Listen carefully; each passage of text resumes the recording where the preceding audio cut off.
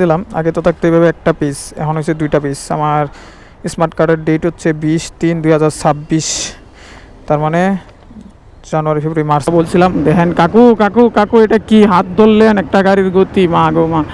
গেছিলাম এখন যেহেতু একটা চাকরি বাকরির বিষয়, এখন মামা এখন আর টানাটানি চলবে না, সর্বোচ্চ গতিসীমা 80-80-র উপরে উঠতে পারবেন না। যদি উঠেন তাহলে এই যে দেখেন ক্যামেরা। ফ্লাইওভারে তো ফাঁকা কেন, ওই সাইডেও ফাঁকা এই সাইডেও ফাঁকা, ঘটনা কি? পিছনে আমার পিছনে লুকিং গ্লাসে দেখেন কোনো গাড়ি নাই, মানে হানি ফ্লাইওভার এত ফাঁকা আজকে। সামনের বাসাটা অনেকটাই সুন্দর, মানে এটা হচ্ছে ফ্যামিলিগত বাসা, তো এখানে একটা বাসা আছে যে বাসাটা ভালো লাগতেছে, মানে এটা 2তলা 3তলা 4তলা, মনে হয় মেবি ফ্যামিলিগত বাসা। আচ্ছা চলেন, এখন সময় বাঁচতেছে হচ্ছে 12টা 36, মানে দুপুরবেলা। আকাশের উপর হচ্ছে মেঘ খেলাধুলা করতেছে, কোন সময় কিভাবে হয় বুঝতেছি না। যে সময় বের হয়েছিলাম এই সময় একটু রৌদ্র ছিল, এখন মোটামুটি একটু মেঘলা মেঘলা দেখা যাইতেছে, ভালো লাগতেছে। তো বেশি রোদ পড়তেছে না, এখন দুইটা মিলে কনফিউশনে আছি। যদি এভাবে থাকে পুরোটা দিন তাহলে ভালো লাগবে, আর যদি এভাবে না থাকে আবার বৃষ্টি বা রৌদ্র উঠে যায় তাহলে অবস্থা পুরোপুরি খারাপ হয়ে যাবে, এটা আর কি। এখন মূলত বের হয়েছি, কোথায় যাইতেছি? এই দুপুরবেলা যাচ্ছি হচ্ছে ওই যে আমার গাড়ির নাম ট্রান্সফার করছিলাম না, ওই কাহিনী কিন্তু এখনও শেষ হয় না। এই কাহিনী কিন্তু এখনও রয়ে গেছে, কারণ আমি নাম ট্রান্সফার করছি ঠিক আছে, যেমন ওই যে আগের মালিকের ওনার যাওয়া লাগছে 3বার বিআরটিতে, আমার যাওয়া লাগছে 2বার।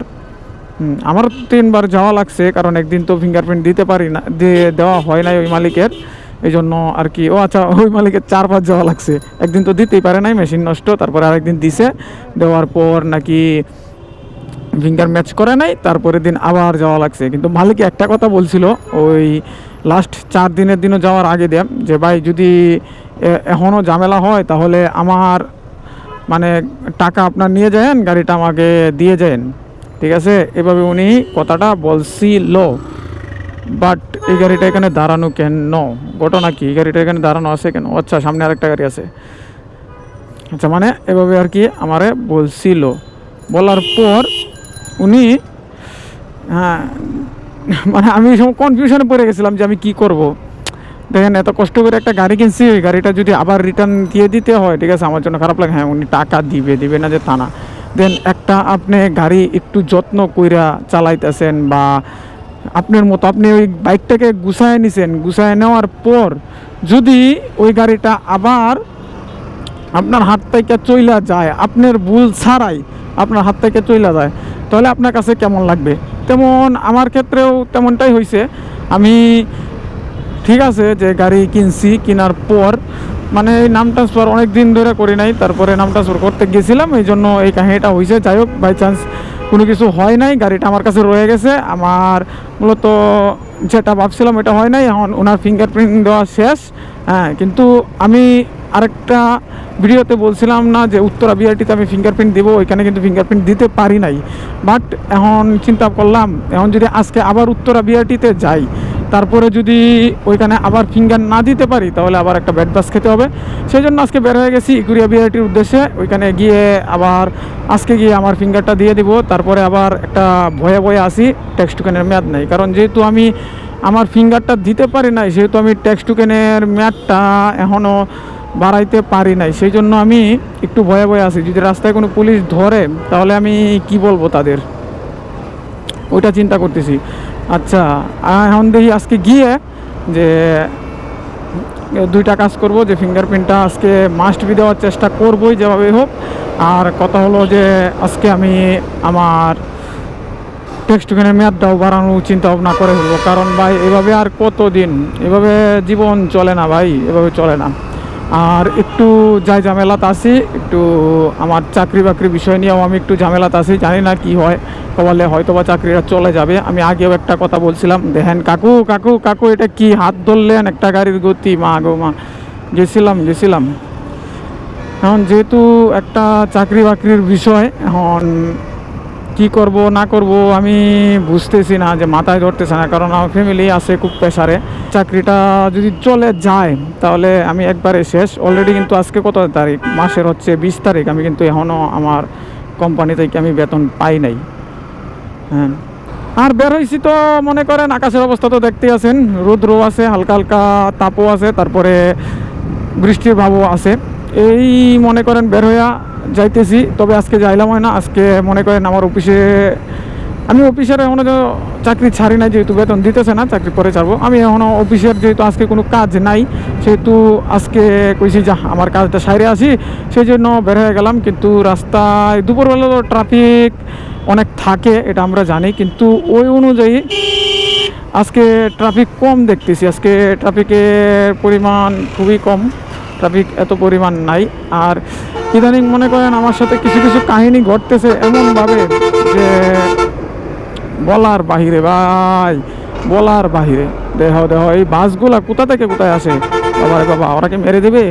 মানে ইদানিং এমন এমন কাহিনী ঘটতেছে আমার সাথে বলার বাহিরে, যেগুলা আমি চিন্তা ভাবনাও কোনোদিন করি নাই বা কোনোদিন ভাবিও নাই। এরকম কাহিনীগুলো আমার সাথে ঘটতেছে। এখন ভাবতেছি যে আমি কাহিনী টাহিনী বাদ, যদি আমার 2 মাস একটু কষ্টও হয়, তারপরেও আমি আমার এই চাকরি আমি ছেড়েই দেবো। মাস্ট বি, আমি ডিসিশান নিয়ে নিছি। উনি যেহেতু আমাকে অনেক দিন ধরে বেতন টেতন দিতেছে না ভাই, দেখেন এক জায়গায় সবসময় পরের চাকরি জিনিসটা হচ্ছে এমন একটা জিনিস যে আপনি কোনো দিন পরের চাকরি করে শান্তি পাবেন না। আপনি কোনো একটা ব্যবসা দেন বা কোনো কিছু করেন, আপনি 10 টাকার একটা ব্যবসা দেন, ঠিক আছে, বা 100 টাকার একটা ব্যবসা দেন, এটা কিন্তু আপনার, এই 10 টাকাটাই আপনার থাকবে। ওইটার থেকে প্রফিট কিন্তু আপনিই আনতে পারবেন, কিন্তু অন্য কেউ আনতে পারবে না। সেই জন্য যে আপনি যে চাকরিটা করতেছেন, সেই চাকরিটা কতদিন স্থায়িত্ব আছে আপনার, আজকে নাও থাকতে পারে, কালকে নাও থাকতে পারে। কারণ আপনি তো সরকারি চাকরি করতেছেন না ভাই। আমি এভাবে পড়াশোনা করি নাই, সেহেতু আমার সরকারি চাকরি হয় নাই। যদি আমি পড়াশোনা করতাম তাহলে আমি সরকারি চাকরি, আর এখন বর্তমানে সরকারি চাকরি নেওয়াটা খুব টাফ, টাকা ছাড়া কোনো চাকরি হয় না। আর বিশেষ করে হিন্দু ছেলেদের তো এখন বর্তমানে চাকরি হবেই না, আমার যতটুকু ধারণাতে আমি বলতেছি আর কি। হ্যাঁ, এই জিনিসটাই আর কি, যে বেসরকারি চাকরি করা মানেই, বা কোনো ভালো এনজিওতে যদি করতে পারেন, ভালো এনজিওতেও কীভাবে করবেন, ভালো এনজিওতেও করতে পারলেও মনে করেন ওই চাকরির তো কোনো স্থায়িত্বকাল নাই, ঠিক আছে, আপনাকে যখন খুশি তখন বের করে দেবে। আজকে যদি কোম্পানি একটা লস হয়, ঠিক আছে, এই লস হইলেও তো আপনাকে বের করে দেওয়ার চিন্তা ভাবনা করবে, তাই না? কারণ কোম্পানির লস হয়ে গেলে বা কোম্পানির যদি ক্ষতি হয়, কোম্পানি যদি না টিকতে পারে, তাহলে আপনাকে রেখে কী করবে, আপনাকে বেতন দিয়ে কী করবে? সেইভাবে চিন্তা করলে মানে মনে করেন যে ব্যবসার উপরে কোনো কিছুই নাই। কারণ আপনি যেটাই করবেন, ব্যবসা বাণিজ্য করেন, মানে নিজের যতটুকু আছে অতটুকু দিয়ে ব্যবসা বাণিজ্য করেন, আমি সবসময় এটাই বলবো। কিন্তু আমি চিন্তা ভাবনা করতেছি যে আমি ব্যবসা বাণিজ্য করব, বাট আমি যে ব্যবসা করব আমার কাছে ওই পরিমাণ টাকা নাই। হ্যাঁ, আমি একজনরে বলতে আমার কাছে যদি লাখ 2-1 টাকা থাকতো তাহলে আমি ব্যবসা করার চিন্তা ভাবনা নিতাম, কিন্তু আমার কাছে লাখ 2-1 কেন, আমার কাছে বিশ্বাস করবেন না, আমার কাছে বর্তমান সময়ে 20 কাবার টাকা নাই যে আমি একটা ব্যবসা করব। কারণ আজকে ব্যবসা করতে গেলে অল্প কিছু টাকার দরকার। আমি চিন্তা ভাবনা করতেছি, আমার যদি 1 লাখ টাকা হইতো তাহলে আমি একটা ব্যবসা, ছোটোখাটো ব্যবসা দাঁড় করাইতাম, ছোটোখাটো ব্যবসা দাঁড় করায় ওইটা থেকে প্রফিট আস্তে আস্তে আনতাম, আইনে যেটাই হোক প্রফিট আনি লস আনি, ঠিক আছে। একটা জিনিসে মনে করেন আপনি একটা জিনিসটি ইনভেস্ট করবেন, ঠিক আছে, ওইটার প্রতি আপনার টাকাটার প্রতি একটু আগ্রহ থাকবে বেশি। সেই জন্য আর কি, মানে নিজের ব্যবসার প্রতি আগ্রহ থাকে বেশি। সেই জন্য আর কি যে ব্যবসাটা করতে চাচ্ছি, বা আমি অনেক দিন যাবতে একটা ব্যবসা করতে চাচ্ছি, কিন্তু কী ব্যবসা করব বা কী লাইন ধরবো ওইটা আমি এখন বলতে চাইতেছি না। যদি কোনো দিন সফলতা পাই বা কোনো দিন যদি ওই লাইনটা আমি ধরতে পারি, তাহলে অবশ্যই আপনাদেরকে আমি বলবো যে আমি এই ব্যবসাটাই ধরার জন্য, বা একদিন না একদিন বলবো। এখন যখন সময় 1:41 বাজে, ফাইনালি মেয়র হানিফ ফ্লাইওভারে উঠে পড়ছি। মানে ভাবছিলাম যে বাবুবাজার ব্রিজ দিয়ে যাবো, যে জামজট দেখলাম, বহুতক্ষণ জামজট ঠেলা লাগছে। এই জামজট ঠেলা এখন ভাবলাম যে এদিক দিয়ে যাওয়া যাবে না, আমরা ফ্লাইওভার, হানিফ ফ্লাইওভার ধরে চলে যাই। কারণ হানিফ ফ্লাইওভারের সাথেই হচ্ছে বিআরটি, হানিফ ফ্লাইওভার না, মানে মাওয়ার রোডের সাথেই হচ্ছে বিআরটি অফিস আর কি। মাওয়ার রোডের থেকে লাইম মানে একটা টুল প্লাজা দিয়া, ওটা কি কোন টোল প্লাজা বলে। যাই হোক, এই হানিফ ফ্লাইওভারে আমি খুব কমই উঠি, কারণ এদিকে কমই আসা হয়। মাওয়া গেছিলাম সময় একবার আসছিলাম, এরপরে আর এদিকে আসা হয় নাই।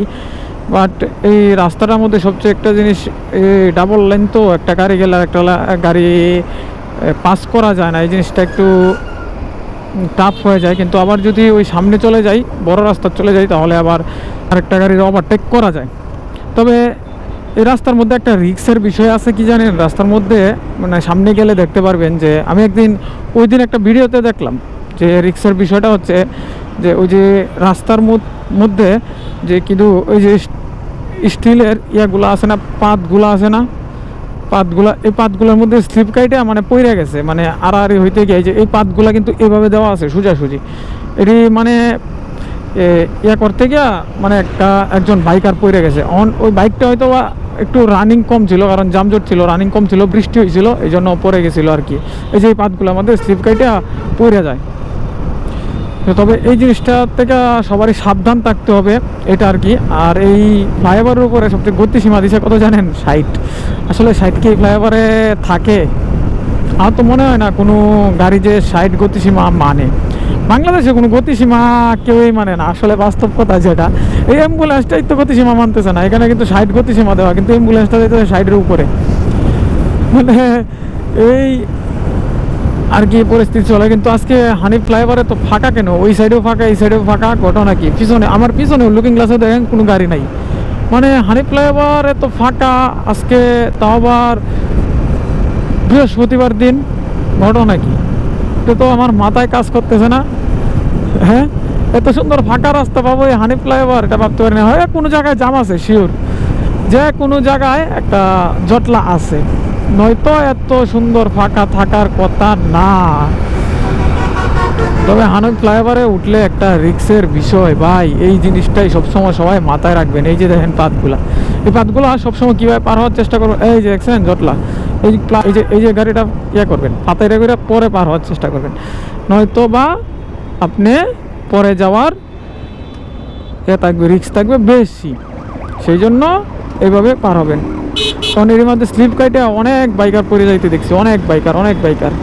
আর এইখানে বাসগুলো দাঁড়ায় কি করে? যাত্রী তুলে নাকি যাত্রী লামায় না তুলে বুঝতেছি না, ঘটনা কি? এটাও কি যাত্রী তোলা জায়গা বাসওয়ালার? বুঝি না। মাওয়া রোডে আসলে সবসময় একটা জিনিস মনে রাখবেন, সেই জিনিসটা হয়েছে মামাই কিন্তু এখন টানাটানি করতে পারবেন না। মামাই কিন্তু স্পিড গান বসানো হয়েছে, মামা এখন আর টানাটানি চলবে না। সর্বোচ্চ গতিসীমা 80-80-র উপরে উঠতে পারবেন না। যদি উঠেন তাহলে এই যে দেখেন ক্যামেরা পুশ করে ধরে ফেলবে আপনাকে, পুশ করে মামলা দিয়ে দিবে। মামার এখন পরিস্থিতি হচ্ছে এইটা।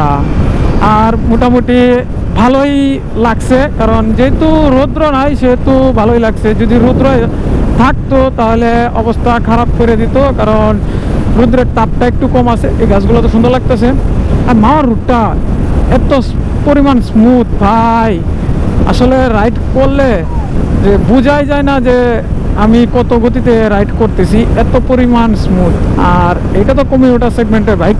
যদি R15 GSX-R, তারপরে GPX ডেমন, তারপরে হোন্ডা CBR, তারপরে এই স্পোর্টস বাইক যেগুলো আছে, এগুলা যদি রাইড করতে আসি ভাই, সেই মানে বোঝাই যায় না স্পিড কোন দিক দিয়ে উঠতেছে, কোন দিক দিয়ে হইতেছে। মানে ভাই সেই রকম লাগে, সেই রকম।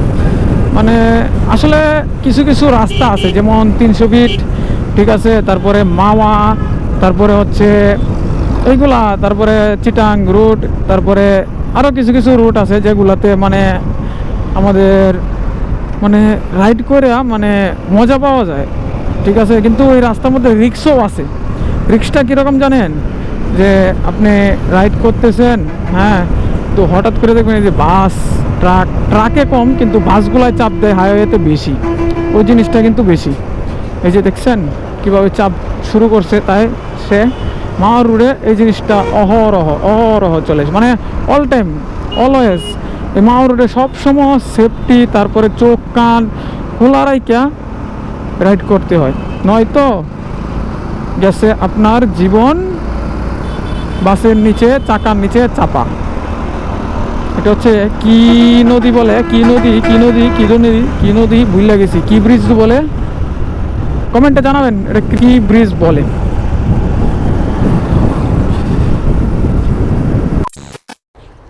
ফাইনালি মোটামুটি কাজ শেষ, মানে ফিঙ্গারপ্রিন্টও দিয়ে দিলাম। আগে তো থাকতে এইভাবে একটা পিস, এখন হচ্ছে 2টা পিস। আমার স্মার্ট কার্ডের ডেট হচ্ছে 20/3/2026, তার মানে জানুয়ারি ফেব্রুয়ারি মার্চের 20 তারিখ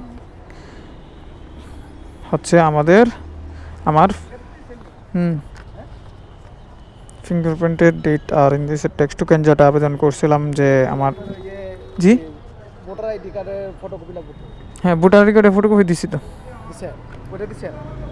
হ্যাঁ হ্যাঁ ফিঙ্গার দেন নাই? ফিঙ্গার দেওয়া শেষ, সব শেষ।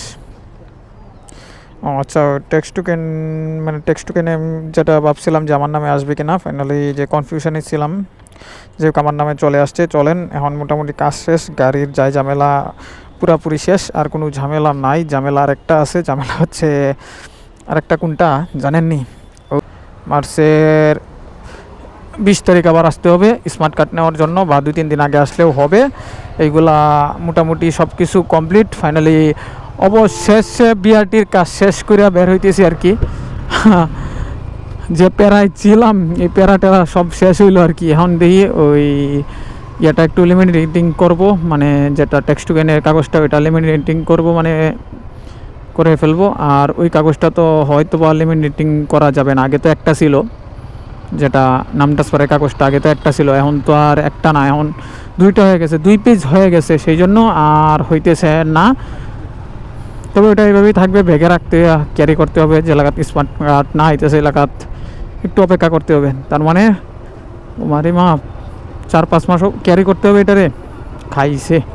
আচ্ছা চলেন লিমিটিং করি, লিমিটিং করে। আর বিআরটিতে কোনো কাজ নেই, একদিন এসে খালি ওইটা নিয়ে নেব, ওইগুলা কাজ আর কি। তবে ফাইনালি আমার সব কিছু কাজ কমপ্লিট। এখন আমার মানে দেখি তো আসলাম, কিন্তু কাজ যেটা হয়েছে ঠিক আছে, কাজ সারলাম। যাই হোক, একটু সময় পাওয়াতে কাজটা সারতে পারছি, ওইটা ভালো হয়েছে। এখন আর কোনো প্যারা নাই, আরেকদিন আইসা জাস্ট খালি স্মার্ট কার্ডটা তুলে নিয়ে যাব, আর কোনো প্যারা নাই।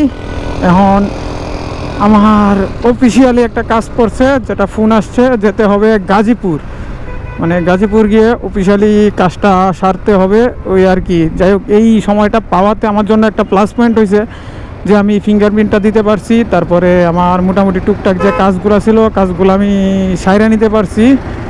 এই জিনিসটা আর কি মনে করেন ভালো লাগছে, তাছাড়া আর কিছুই না। এখন মূলত আর কি করব, আর কোনো কাজ নাই। আর কাজ হচ্ছে এখন মূলত উত্তরার দিকে যাওয়া, উত্তরা গিয়ে গাজীপুর এখনও শিওর না, মানে আরও 2জন যাচ্ছে আমাদের অফিসিয়ালি কাজে, আরও 2জন। ওরা যদি কনফার্ম করে তারপরে আমি গাজীপুর যাব। আর এখন মূলত আমি চলে যাব উত্তরা গিয়ে দিই ফ্রেন্ড সার্কেলের সাথে একটু আড্ডা দিব, এরপরে যদি ফোন আসে তারপরে গাজীপুর যাব। এখন মূলত আজকে তো এ পর্যন্তই, আজকে তো আর কোনো কিছুই না, আজকে কোনো আর কাজ নাই। আর কাজ হচ্ছে স্মার্ট কার্ডটা তোলা আর কি। তবে অনেক হয়রানি হইলাম এই কাজে, অনেক সময় লাগলো, অনেক দিন আসা লাগলো। তবে ব্যাপার না, যেহেতু ফার্স্ট টাইম সেহেতু তো একটু যাই ঝামেলাত পড়তে হইব, এটা আর কি। প্রথম কাজ যেহেতু একটু ঝামেলা তো পোহাইতে হইব। এখন টেক্সট টোকেনটাও লিমিনেটিং করে নিলাম, ওইটা আর কোনো প্যারা নাই। এখন বৃষ্টিতে এত সহজে ভিজবে না, কাগজ দিয়ে একটু লিমিনেটিং করে নিয়ে নিচ্ছি ওই আর কি। এখন আবার হানিফ ফ্লাইওভারে 10 টাকা টোল দেয়া, আবার চলে যাব উত্তরার দিকে। তবে এ পর্যন্তই আর কি আজকের ভিডিওটা, এ পর্যন্তই। যদি কোনো কিছু ভিডিওতে ভালো লাগে প্লিজ একটা লাইক করে দিবেন অ্যান্ড সাবস্ক্রাইব করে দিবেন। দেখা হচ্ছে এরকম আবার কোনো নতুন ভিডিও নিয়ে। সে পর্যন্ত সবাই ভালো থাকবেন, সুস্থ থাকবেন, ওইটাই আর কি। তবে আপনাদের সাপোর্ট পাইলে একটু আগাইতে পারি, এটা আর কি। আর ভাই রাস্তার ভিউটা অনেকটাই ভালো লাগে, আরও যদি মা পুরা রাস্তাটা তো যাইতে পারতাম তাহলে আরও ভালো লাগতো।